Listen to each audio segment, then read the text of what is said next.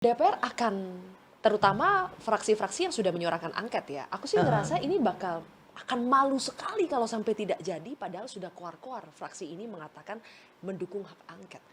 Jadi Siapa itu misalnya yang malu? fraksi-fraksi akan malu sekali kalau ini tidak jadi. Kalau tidak jadi Kalau ya. tidak jadi. Bagus juga itu. Harus kan? punya rasa malu. Masih ada kan rasa malunya? Iya, justru harus rasa malu. Rasa malu harus ada dong. Kalau kemudian kita nggak punya malu lagi, berarti waduh, kita ini masih manusia apa enggak ya? Justru penting. Punya rasa malu itu penting. Menurut aku itu bagus juga diingatkan. Kita ini masih punya malu apa enggak?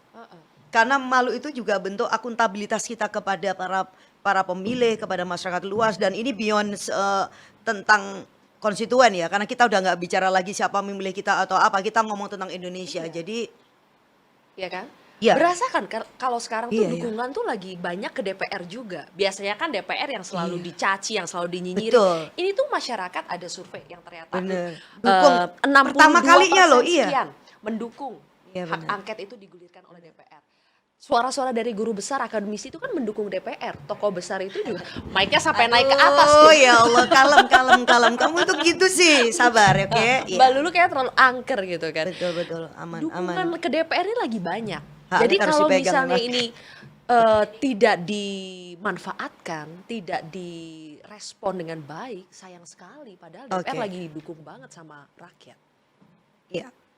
Menurut saya ini momentum untuk mengembalikan jiwa korsaknya DPR. Ya kan, sebagai rumah rakyat, sebagai rumah perjuangan rakyat. Jarang-jarang bener loh ya kan. Iya kan? DPR itu didukung itu kan ya, dia tuh kan dicaci maki. Iya. Setiap kali survei itu yang membuat saya pernah prihatin. Dulu saya pernah bukan ngingetin ya. Waktu interupsi ya ke Mbak Puan lah untuk dalam beberapa hal gitu saya bilang ketika ada survei lembaga-lembaga Yang paling tidak dipercaya. yes, yang paling tidak percaya, yang paling buncit Nah, itu selalu DPR. Nah ini kebalik. Justru ada dukungan publik kepada DPR untuk bekerja. Itu artinya apa? Hak angket ini tidak berlawanan dengan harapan masyarakat banyak. Ini sebenarnya kalau kemudian sampai tidak dilakukan, menurut saya memang ini menjadi pertanyaan. Berarti akan balik lagi kita ke titik nol itu gitu. oke. Baik. Jadi tetap semangat loh Mbak, kamu jangan Tetap nakutin semangat ya? aku. Tapi tetap semangat sih ya, tetap semangat. Tetap Kenapa semangat itu soalnya apa ya? Kita yang agak takut nih karena kan gini. Tadi Ya, Mbak saya Lulu juga takut udah ya. bahas kalau kehilangan kursi di DPR.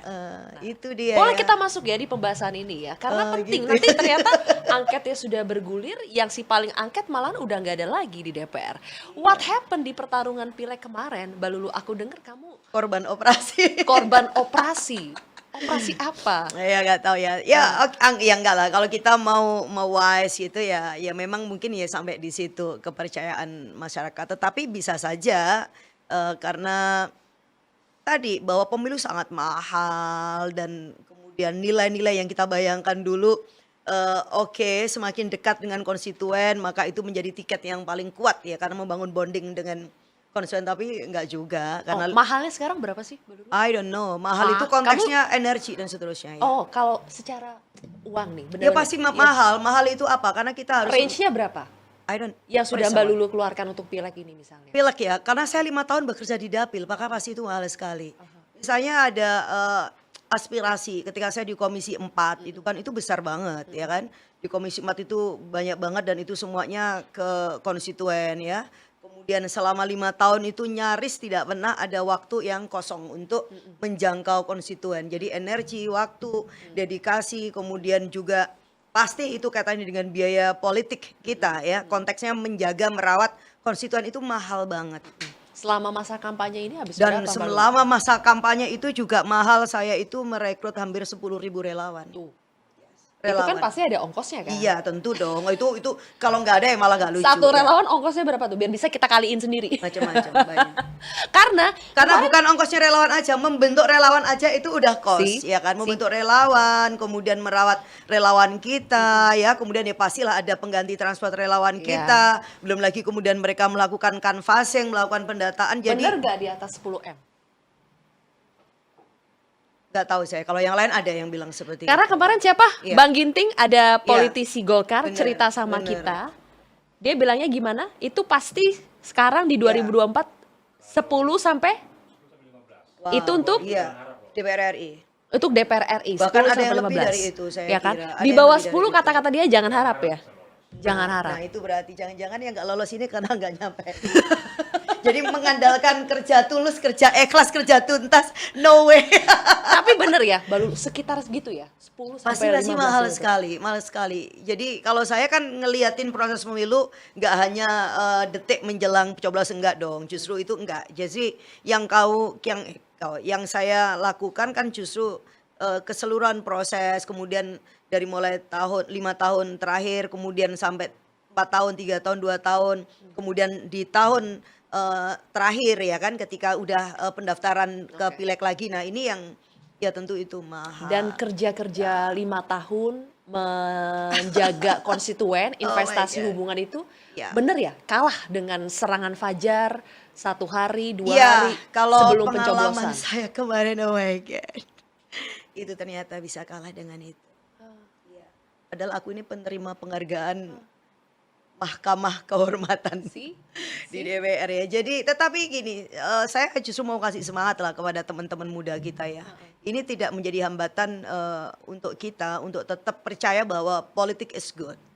Ya, really? loh harus menjaga iman itu gitu loh ya kan. Kayaknya Mbak Lulu deh yang butuh disemangatin ini. Hah? Kursi lolos loh karena kurang modal.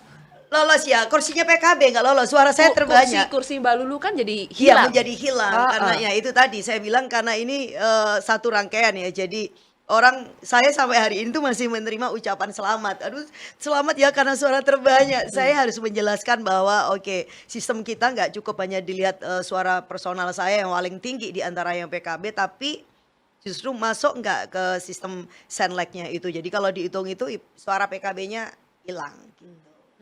Walaupun akhirnya kan kesaksian orang ini kan repotnya itu. Kayak kemarin ada caleg di Dapil Ponorogo. Itu mantan istrinya bupati kalau nggak salah. Suara dia itu juga 81.000. Gak jadi. Kenapa? Karena nggak cukup satu kursi dari total suara partai dan juga calegnya. Wow, jadi benar-benar Ya, brutal sekali sangat iya. pertandingan di pileg itu. Ya, semuanya brutal. Nah, kita bukan karena itu ya kemudian soal angka, tetapi kan memang pasti ada rangkaian-rangkaian lah ya. Misalnya rangkaian-rangkaian itu apa?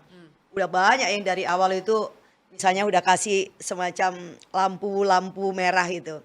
Dulu kamu tuh fokus aja di pileg, jangan di pilpres. Ah, mulai itu ada. Apa itu? I don't know. Itu ngancam maksudnya. Oh, I don't know. Tetapi itu bukan cuma sekali 2 kali. Mbak, saman fokus di pileg. Gak usah ngomong pilpres. Kalau ngomong pilpres, apa akibatnya? Saya tidak tahu. Ya mungkin ya hilang itu tadi.